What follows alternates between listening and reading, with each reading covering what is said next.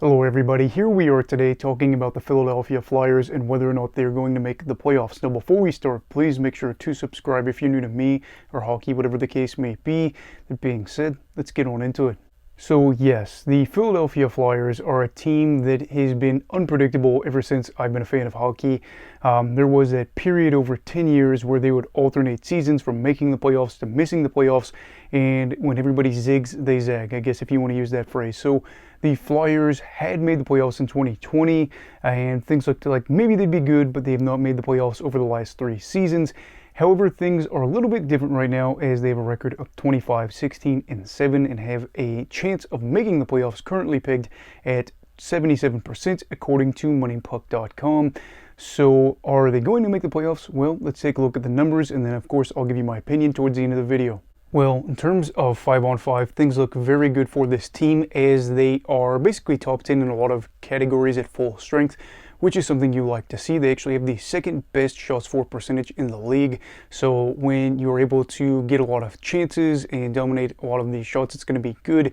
And for the Flyers, it is a deal where playing 5-on-5 hockey has been a good thing for them over the course of the season. As for the power play, you would like to see things improve a lot. They are the 5th worst team in terms of power play success. They have a success rate of something like 13.8%, something around there, where it's about 14%. If you compare that to the Tampa Bay Lightning, which are first in the league at the moment, they click about 30.5% of the time. So the power play disparity is pretty big. So just getting it somewhere, maybe at the 20% range wouldn't be a bad thing. However, a really good thing for the Flyers is the fact that they have a very good PK, actually the second best PK percentage in the entire league. They are top 10 in a lot of categories, like shots for percentage and high danger chances against per 60. And now switching over to just some other things. One thing that I really love about this Philadelphia team is the fact that they don't have a long losing streak. There are some years for Philly where they would just have a long losing streak and it would kind of put them out of contention or just make it much harder to try to get back into a playoff spot. However, their longest losing streak, when I went through their game log that I could see, was 4 games. So they are currently on a 3-game skid, but if they can hold true to what they've been able to do over the course of the season, they should be able to end it relatively soon. And as long as they're able to do so, not have to worry about not collecting points and then, seeing their position right now possibly slide a little bit further in the standings. And part of this success probably could be attributed to just a variety of names end up helping out for the Flyers in a year that wasn't expected to be necessarily contending for a division title. But Sean Couturier is a great example of this, a guy that missed all of the 2022-23 season and came into this season and is 4th on the team for points. Not something you were expecting necessarily, but again, with what he's been able to do when he's been able to play, especially in recent years, hasn't been bad. So to be 4th after missing a whole season is really incredible. It was a long time without him getting to play, and the Flyers are very grateful and happy that he is in the lineup. But I think another thing too is you're seeing a lot of younger players play a role for this team, whether or not it is huge or whether it is a smaller role. Very good roles, and what I consider young in this category is 25 and under. There's a lot of guys that are like 23 and 24 years old that deserve some praise. Joel Farabee is a great example of this as well, as he is a young player that already set a career high for points in a season where he's only played 48 games. So he's got 40 points at the moment. The last career high that he had was last season with 39, and he played 82 games there. So it is incredible to see the fact that he basically did that in about half of the time. Owen Tippett, another player that is one of those young guys under 25, is 3rd on the team in points, had a really good goal the other night, and it is just a situation where there's more names, which we are going to continue to mention. Morgan Frost is another player that is young and has 22 points in 37 games played, has some good underlying numbers, especially at 5-on-5. I think I was looking at that at moneypuck.com, and 22 points may not seem like a crazy amount, but it is not bad, especially the fact that you consider he's playing about 15.5 minutes per night on average. Other names too, Tyson Forster and then Bobby Brink. Now, Brink did just get sent down to the AHL just like a day or two ago. I'm not exactly sure what the case is there, but from what I remember and what I read in the article, he hadn't had a point in any of the games that they played in January, so maybe there's something going on there. But I just listed off 5 guys that are 25 and under, unless I made a mistake, that are playing or have played some role in the Flyers' success this season, whether or not that is, again, like Tippett, where he started on the team in points, or whether that be another guy that I just listed off there. Still big to have multiple players that are really at a spot where they're not even in their prime, helping the team out, especially when this year is looking like a year they could possibly go out and maybe win the Metro. And then, of course, Jamie Drysdale, a player that has come on in, and yes, he has dealt with injuries. We did a video over him, the Cutter Gauthier trade, not too long ago, but he's been able to average about 20 minutes a night, I think, since he's come on over to Philly.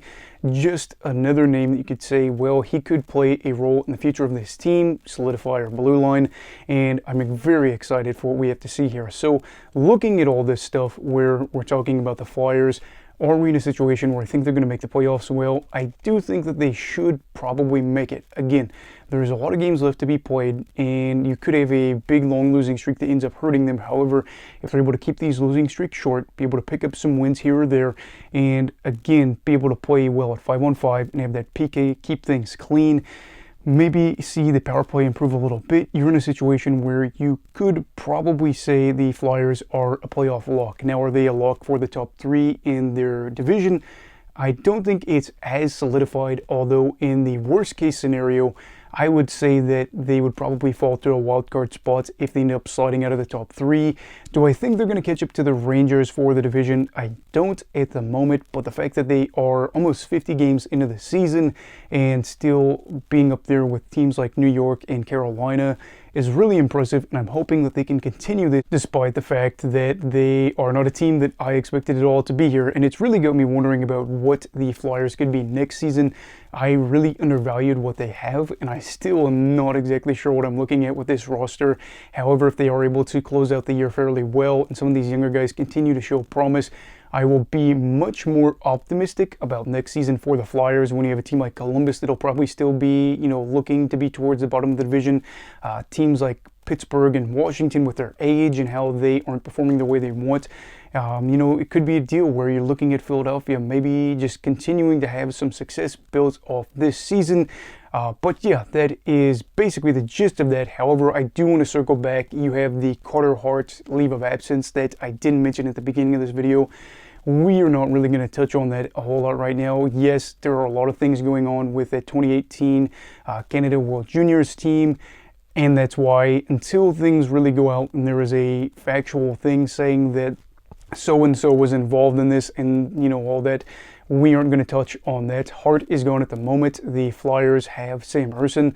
That is their net. I know as of late he's been rocked, I think, in the past few games that have been part of their losing streak. That could play a factor in if the Flyers slide. But again, we are really not going to touch on that subject until we get more information, because we are seeing a lot of players take leave of absences in the league, and they are part of that 2018 team. And until then, we are just going to keep quiet about that and let all that be handled. And I definitely want that to be a forefront of this, because from what we know, everything could be very, very bad, and we are not going to undermine that at all. So anyway, we are switching back to the Flyers in general, talking about whether or not they should make the playoffs. Let me know your thoughts down below in the comments.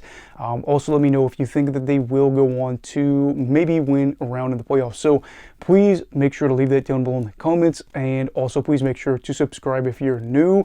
Also, I did want to add too that MoneyPuck.com has the Flyers at like a 32% chance of moving on to the second round. So they, again, kind of seem to be undervaluing what the Flyers could do, but I get it, the power play and things like that probably could be a factor here. Anyway, I'm going to be done now. Everybody, please make sure to stay safe. Have a great night, and you go love hockey, all right.